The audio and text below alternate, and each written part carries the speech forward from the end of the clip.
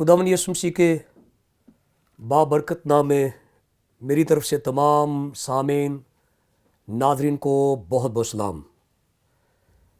नाज़रीन, आपकी खिदमत में हाज़िर हूँ पास्टर पत्रस सदीक मुकाशफा की तफसीर के साथ। हमेशा की तरह बताता चलूँ कि हमारा ये सिलसिला क्रिश्चियन एस्कटोलॉजी मसीही इल्मुल आखरत, जिसका ताल्लुक़ ज़माना आखरत से है। बाइबल मुक़द्दस के अंदर बहुत सारे अबवाब, आयात और अल्फाज और कुछ कुतुब भी मौजूद हैं जो आखिरी ज़माना से पर्दा हटाती हैं, लेकिन फ़िल वक्त हमने मुकाशफा की किताब को मुंतखब किया है ताकि हम आखिरी ज़माने के ताल्लुक़ से जो है वो सीख सकें। खुदाम के फजल से अब तक हम मुकाशफा की किताब उसके दूसरे बाब में से तमाम आयात को बड़ी बारीक बीनी के साथ देख चुके हैं, और अब तक हमने खुदाम के फजल से बिलतरतीब 4 कलीसियाओं को जो है वो मुताला किया है, जिसमें इफिसस, स्मुरना, पेरगमुन, थुआतीरा शामिल हैं। और अब हम 5वीं कलीसिया यानी सरदीस के ताल्लुक़ से सीखने जा रहे हैं। तो आपको याद होगा कि बड़ी तफसील के साथ हमने इस कलीसिया का जो तारुफ था वो सीखा था, और बहुत सारी मुफीद बातें हमने जानी थी। आज मैं चाहूँगा कि आपके लिए कलाम पाक में से मुकाशफा की किताब उसका 3रा बाब और उसकी पहली आयत मुक़द्दसा एक बार फिर पढ़ूँ। यहाँ लिखा है, और सरदीस की कलीसिया के फरिश्ते को ये लिख कि जिसके पास खुदा की 7 रूहें हैं और 7 सितारे हैं, वो ये फरमाता है कि मैं तेरे कामों को जानता हूँ कि तू ज़िंदा कहलाता है और है मुर्दा। खुदा के मुक़द्दस कलाम का पढ़ा जाना हमारे लिए बरकत का बाइस ठहरे। आइए दुआ मांगे। खुदावंद कादिर मुतलक खुदा, सारा जलाल सारी इज़्ज़त तेरे कदूस बाबरकत नाम को मिले। खुदावंद, मैं तेरा शुक्रगुज़ार हूँ कि तूने मुझे ये मौका फ़राहम किया कि मैं तेरे कलाम हक़ में से मुकाशफा की किताब को बयान करूँ। खुदावंद, इस किताब को तेरा रूहुल कुद्दुस ही आसान तरीके से बयान कर सकता है, और मैं तुझसे मदद मांगता हूँ कि मेरी मदद कर, ताकि मैं रूहुल कुद्दुस की मदद से, मावनत से खुदा इस किताब की तफसीर बयान कर सकूँ।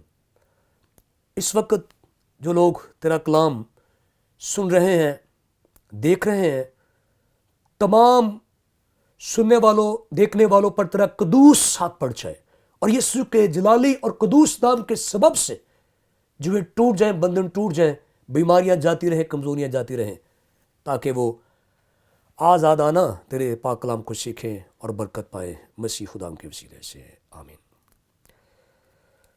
नाज़रीन, इस कलीसिया का जो तारुफ है वो हम इससे साबका जो हमारा पैगाम था बड़ी तफसील के साथ हम सीख चुके हैं, और इस शहर का सारा जगराफिया, सारी मुआशी सूरत हाल हमने बड़ी तफसील के साथ तमाम जुज़ियात का मुताला किया था और जाना था कि किसी ज़माने में एक अमीर कबीर शहर रह चुका है, और इस जगह पे किसी ज़माने में सोने की कानें हुआ करती थीं, और दुनिया में सोने का सिक्का जो राइज हुआ वो इसी शहर से हुआ। और यूँ अपनी तारीख के लिहाज से एक ऐसा शहर था जो अमीर तरीन शहरों में से एक शहर था, और कदीम ज़माने में बहुत सारे बादशाह यहाँ पे सल्तनत कर चुके थे। और जिस ज़माने में मुकाशफा की किताब लिखी गई, उस ज़माने में ये शहर जो है ये रूमी तहवील में था, रूमियों के कब्ज़े में था। उसके कई असबाब थे, یہ کاروباری لحاظ سے، جغرافی لحاظ سے، دیگر بہت ساری وجوہات کے تحت اس شہر کو مرکزیت حاصل تھی۔ اور آج ہم جانیں گے کہ اس شہر کے اندر جو کلیسیا موجود تھی، یسوع مسیح ناصری کا ان کے لیے کیا پیغام ہے۔ اور میں یہ بھی بتاتا چلوں کہ جیسا ہم نے پہلے دو ابواب کا بڑی تفصیل کے ساتھ لفظ بلفظ مطالعہ کیا اور جانا اور سیکھا، اور ہم نے سابقہ 4 کلیسیاؤں کے تعلق سے بڑی تفصیل کے ساتھ سیکھا، تو یہ کلیسیا بھی اسی طرح ان کلیسیوں میں سے ایک ہے جو کسی زمانہ میں ایشیا کوچک، جسے ہم مائنر ایشیا کہتے ہیں، جو آج ترکی ہے، ان 7 کلیسیوں میں یہ بھی شامل تھی۔ باب کے شروع میں ہم نے دیکھا تھا کہ سونے کے ساتھ چراغ دانوں کے ساتھ کلیسیاؤں کو تشبیہ دی گئی ہے، اور ایک آدم زاد سا وہ کلیسیا میں پھر رہا تھا، اور وہ کلیسیاؤں کا باقاعدہ طور پر جائزہ لے رہا تھا۔ اگرچہ کلیسیائیں اس بات سے ناواقف تھیں، نہیں جانتی تھیں، لیکن جو دلوں کے بھید جاننے والا ہے وہ بخوبی جانتا تھا کلیسیوں میں کیا ہو رہا ہے۔ جو اس کا جنرل انٹروڈکشن ہے، جو ہم نے ایک جامع تعارف اس کلیسیا کا سیکھا، اس میں ہم نے جانا تھا کہ یہ وہ کلیسیا ہے جس میں کسی قسم کی بت پرستی کا کوئی تذکرہ نہیں ہے، کوئی پرسیکیوشن نہیں ہے، اظہار ثانی نہیں ہے، نہ یہاں پہ ایزیبل موجود ہے، نہ نکولیوں کی تعلیم یہاں پہ موجود ہے، نہ یہاں پہ بالام کی کوئی تعلیم موجود ہے، اور یہ کلیسیا ان قباحتوں سے جو ہے وہ بالکل فری ہے، یہاں پہ کوئی ایسی پرابلم نہیں ہے۔ لیکن ان کی روحانی کنڈیشن کیسی ہے؟ وہ تو اپنے آپ کو درست ہی گردانتے تھے، لیکن جو دلوں اور گردوں کو جانچنے والا ہے، جو علیم کل ہے، بصیر کل ہے، سمیع کل ہے، جو کل علوم رکھتا ہے، وہ ایک ایک فرد کو بخوبی جانتا ہے۔ چونکہ ہمارا پیارا نجات دہندہ یسوع مسیح ناصری وہ ذات الہی سے منسلک ہے، اور تثلیث کا دوسرا اقنوم ہے، اور وہ خدا ہے۔ یوحنا کی انجیل بتاتی ہے کہ ابتدا میں کلام تھا، اور کلام خدا کے ساتھ تھا، اور کلام ہی خدا تھا۔ اور خدا کی صفات میں ہم علیم کل ہونے کے بارے میں بخوبی جانتے ہیں۔ زبور نویس زبور 139 میں با آواز بلند کہتا ہے کہ آسمان پر میں چڑھ جاؤں تو وہاں پر تو ہے، سمندر میں چلا جاؤں وہاں پر تو ہے، پاتال میں چلا جاؤں وہاں تو ہے۔ یعنی ساری کائنات کے اندر ہر جگہ پہ ہمارا خدا موجود ہے، اور یہی جو خوبی ہے، جو وصف ہے، وہ یسوع مسیح ناصری میں ہے۔ تو کلیسیا اپنے کاموں میں مشغول ہے، سرگرمیوں میں مشغول ہے، لیکن جو سونے کے ساتھ چراغ دانوں میں پھرتا ہے وہ کلیسیا کی صورتحال سے واقف ہے۔ وہ کہتا ہے جس کے پاس خدا کی 7 روحیں ہیں اور 7 ستارے ہیں، وہ یہ فرماتا ہے کہ میں تیرے کاموں کو جانتا ہوں کہ تو زندہ کہلاتا ہے اور ہے مردہ۔ یہ کس کے پاس خدا کی 7 روحیں ہیں؟ ناظرین، آپ کو یاد ہوگا کہ میں نے اس کتاب کے شروع میں بتایا تھا کہ مکاشفہ کی کتاب کے اندر بہت سارے استارے، یعنی کنایاتن، اشاروں میں بات کی گئی ہے۔ آج کی زبان میں کوڈ ہم لفظ استعمال کرتے ہیں، تو کوڈز استعمال کیے گئے ہیں، اور ان میں جو عدد ہیں جیسے 7 ہے، 12 ہے، 24 ہے، تو اس سے مراد تعداد نہیں ہوتی، اس کا ایک خاص مطلب یا معنی ہوتا ہے۔ تو مکاشفہ کی کتاب کے اندر 7 کا جو عدد ہے وہ کاملیت کی طرف اشارہ کرتا ہے۔ تو ہم نے سیکھا تھا کہ یسایہ نبی کے صحیفے کے اندر غالباً 11ویں باب کے اندر ہمیں ملتا ہے کہ اس پر یعنی مسیح یسوع پر جو خدا کا ممسو ہے اس کے اوپر 7 روحوں کا مسا جو ہے بتایا گیا ہے. تو یہ 7 روحیں کوئی فرق ڈیفرنٹ قسم کی روحیں نہیں ہیں. اصل میں یہ کاملیت کی طرف اشارہ ہے کہ وہ خداوند کے پاک روح سے معمور ہوگا. اس کے جس کے پاس خدا کی 7 روحیں ہیں یعنی وہ خدا کا ممسو ہے، مسایا ہے. یہ لقب یہ کسی کو بھی حاصل نہیں.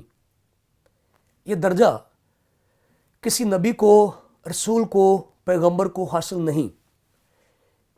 آپ کتاب مقدس کا مطالعہ کر کے دیکھ لیں، ہر نبی کے تعلق سے روح کے مسیح کا تو تذکرہ ملتا ہے، لیکن جس کے پاس 7 روحیں ہیں وہ یسوع ناصری ہے. اور یہ خداوند یسوع مسیح کی کاملیت کی طرف، الوہیت کی طرف یہ ایک ناقابل تردید زبردست اشارہ ہے جس کو کسی بھی قیمت پہ رد نہیں کیا جا سکتا.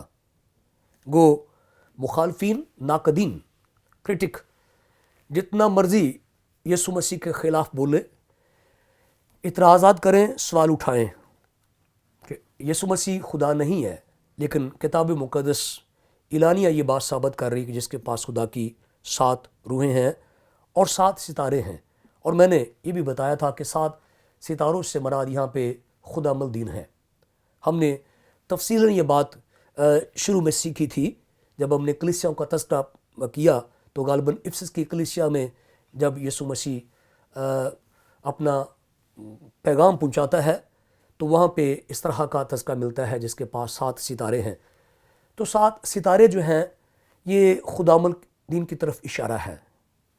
قدیم زمانے میں جو راستہ دکھانے والی سب سے بڑی چیز تھی، اعلیٰ کار تھا، وہ ستارے ہوا کرتے تھے. لوگ ستاروں سے راستوں کا تعین کرتے تھے.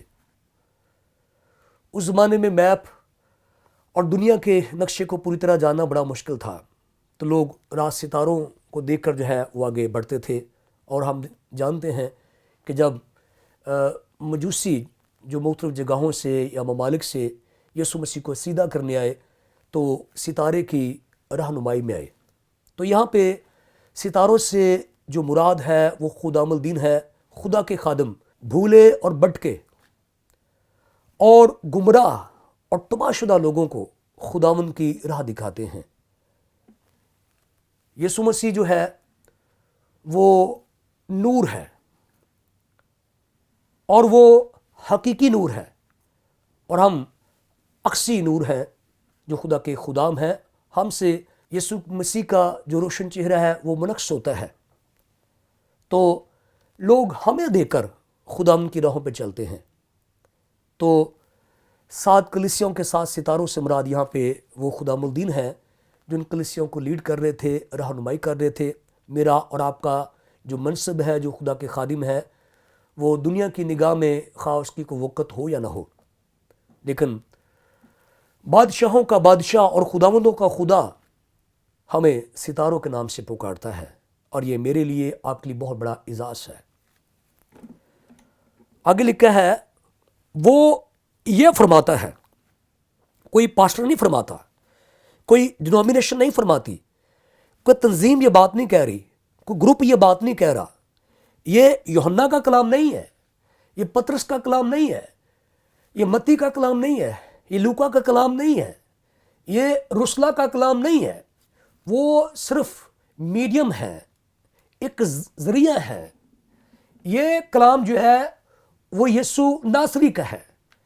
میں نے کچھ ناقدین کو سنا جو اعتراض کرتے ہیں، وہ کہتے ہیں جی دیکھیں یہ جو اناجیل ہیں یہ تو انسانوں کے نام پہ لکھی ہوئی ہیں، تو بھلا یہ خدا کا کلام کیسے ہو سکتا ہے؟ بھائی خدا جو ہے وہ تمام لوگوں سے ڈائریکٹ کلام نہیں کر سکتا.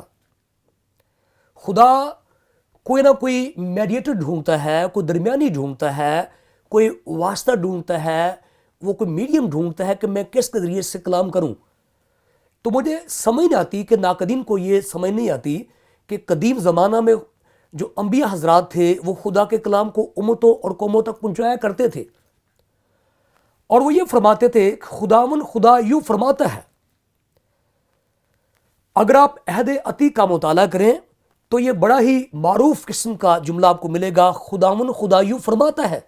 اور وہ خدا کا کلام جو ہے اپنی امت اور قوم تک لے کر جایا کرتے تھے.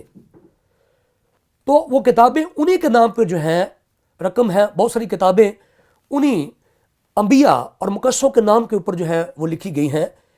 اسی طرح عہد جدید میں جو یسوع ناصری کا کلام ہے وہ رسولوں کو دیا گیا اور رسولوں کی معرفت ہم تک پہنچا. تو اس طرح سے یہاں پر اس کلام کو جو میں آپ کے ساتھ شیئر کر رہا ہوں، اس کی تصدیق جو ہے وہ یسوع ناصری کرنے کے وہ یعنی یسوع مسیح فرماتا ہے. یہ میرا کلام نہیں، میرے اجداد کا کلام نہیں، یہ کسی ڈینومینیشن کا کلام نہیں، کسی تنظیم کا کلام نہیں، کسی مشن کا کلام نہیں، کسی پاسٹر کا کلام نہیں، کسی مبشر کا کلام نہیں. یہ پیارے یسوع ناصری کا کلام ہے.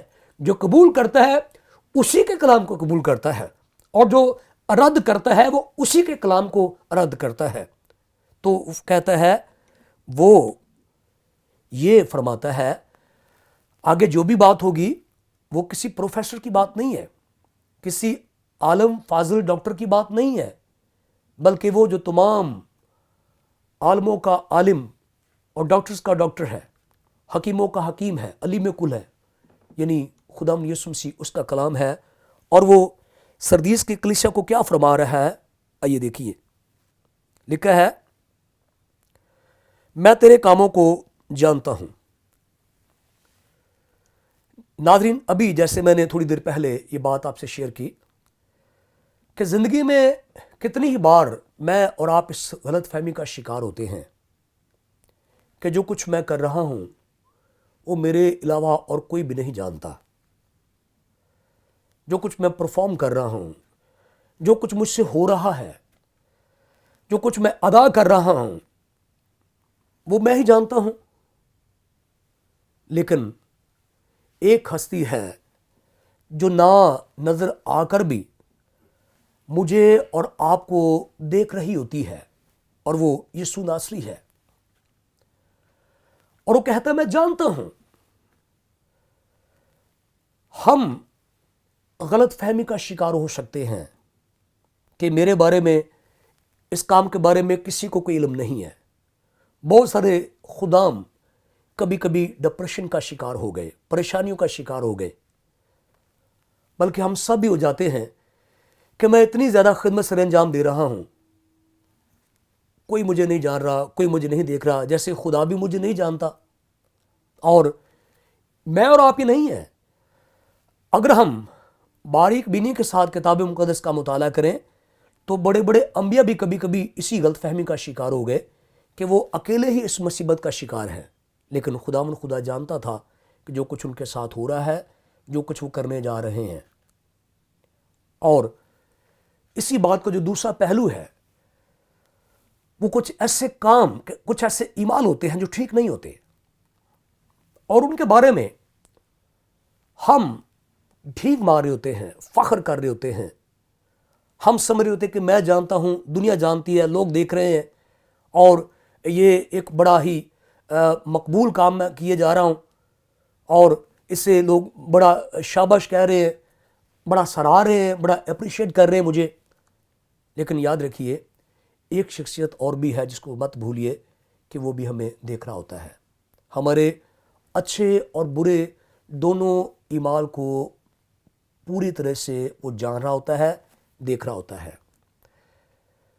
کتاب مقدس میں چونکہ بہت سارے واقعات ہیں اور میں سب کو بیان نہیں کر سکتا، میں صرف اشارہ کر دیتا ہوں. یشوع کی کتاب کے اندر ہمیں اکن کے بارے میں پتہ چلتا ہے. جب یشوع کی قیادت میں ایک بڑی بھاری فوج مختلف ممالک کو فتح کر رہی تھی، اسی زمانے میں جب وہ بڑے بڑے شہروں کو فتح کر رہے تھے تو وہ ایک شہر کا نام ہے، اسے فتح کرنے کے لیے گئے. لیکن وہاں سے بری شکست کھا کر واپس آئے. بہت سارے یہودی فوجی مارے بھی گئے.